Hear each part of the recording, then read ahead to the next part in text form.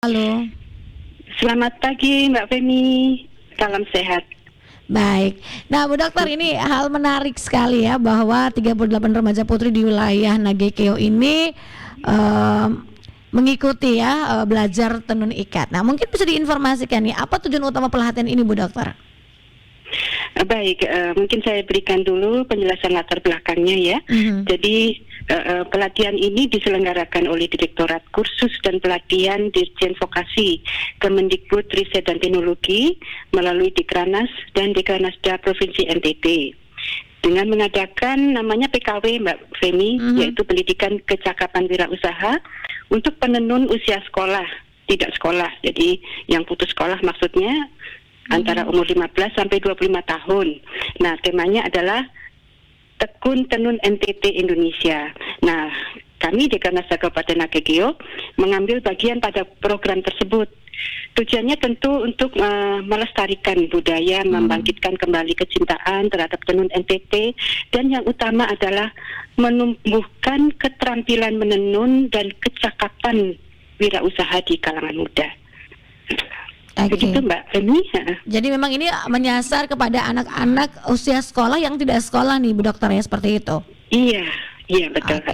Nah, para remaja ini dari daerah mana saja nih, Bu Dokter, di Kabupaten Nagekeo yang diambil dan dilatih secara khusus ini?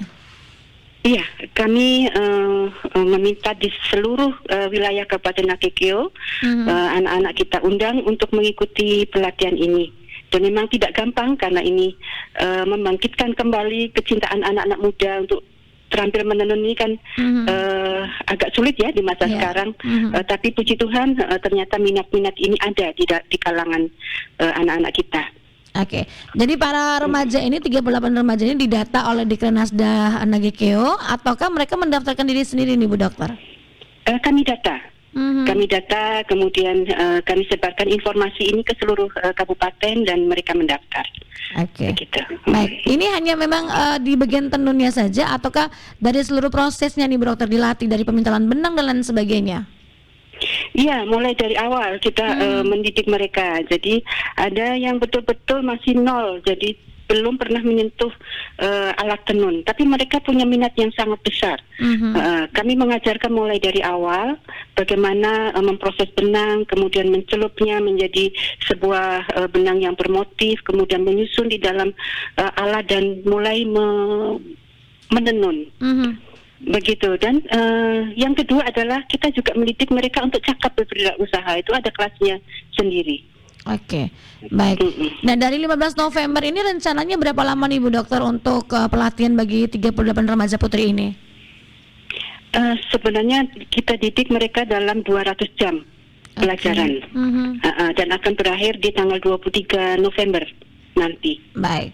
Nah, ini merupakan kerjasama dengan Dekranasda Nusa Tenggara Timur. Apakah nanti hasil setelah mereka belajar menenun, kemudian hasil tenunan juga ini bisa dipasarkan di Dekranasda NTT karena punya multi platform di sana nih ya, yang khusus untuk menjual hasil produk lokal dari berbagai daerah di NTT nih, Bu Dokter? Iya, betul Mbak Femi. Ini wajib. Karena mereka harus tahu bahwa dengan membuat tenunnya sendiri mereka bisa mendapatkan pendapatan dari sana. Dan itu kita yakinkan kepada mereka hasilnya akan menjadi peningkatan ekonomi keluarganya atau dirinya, dan mereka yakin bahwa dengan tenun ini mereka bisa hidup ke depan. Itulah yang ingin kita dapatkan setelah pendidikan ini, dan kami di Dekranasda wajib mengambil dan memasarkan produk-produk mereka yang tentu berkualitas dan standar yang kita tentukan, dan juga kita menggandeng mitra-mitra UKM lainnya. Oke, jadi tidak saja memberikan pelatihan tapi juga mendampingi dan juga membantu untuk memasarkan ya hasil dari para remaja putri ini. Iya. Oke. Nah, ini kalau kita bicara tentang pelatihan pasti butuh anggaran nih, Bu Dokter ya. Nah, anggaran ini murni dari Dekranasda Nagekeo atau dibantu oleh NTT ataukah seperti apa nih? Oh iya, tentang biaya ini dari Direktorat Kursus dan Pelatihan Mbak, dari Dirjen Vokasi Kemendikbud Riset dan Teknologi. Ya, jadi melalui Dekranasda dan Dekranasda NTT kita mendapatkan dana tersebut, lalu kita melaksanakannya dengan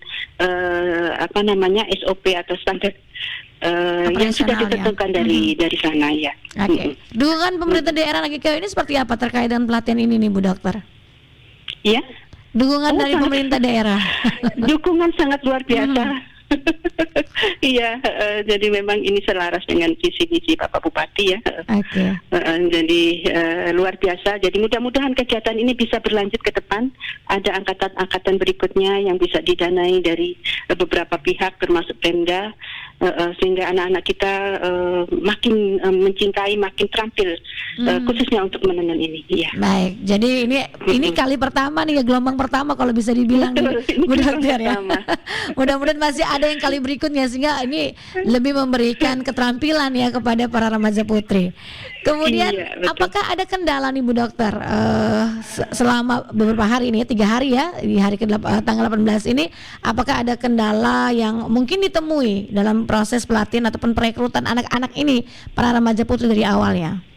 Baik, jadi sebenarnya kendalanya kecil-kecil saja.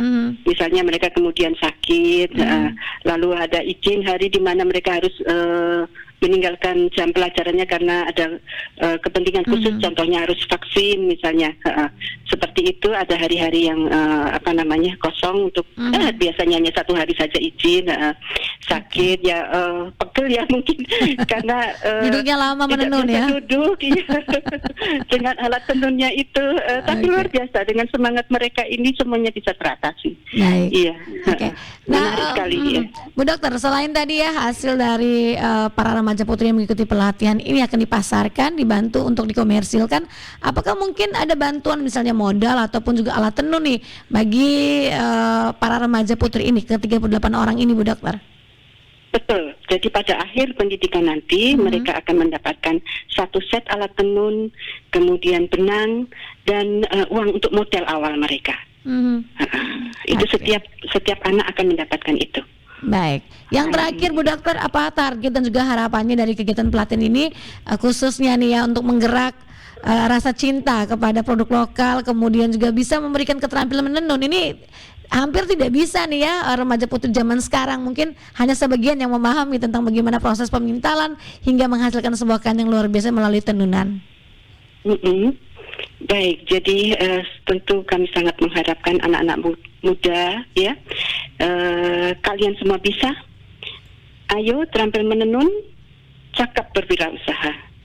Jadi sukses untuk anak-anak muda kita dan lestari tenunan NTT. Baik, terima kasih Bu Dokter informasinya pagi hari ini, sukses terus ya hingga tanggal 23 November nanti. Selamat beraktivitas kembali. Terima kasih, selamat pagi Mbak Femi. Pro 1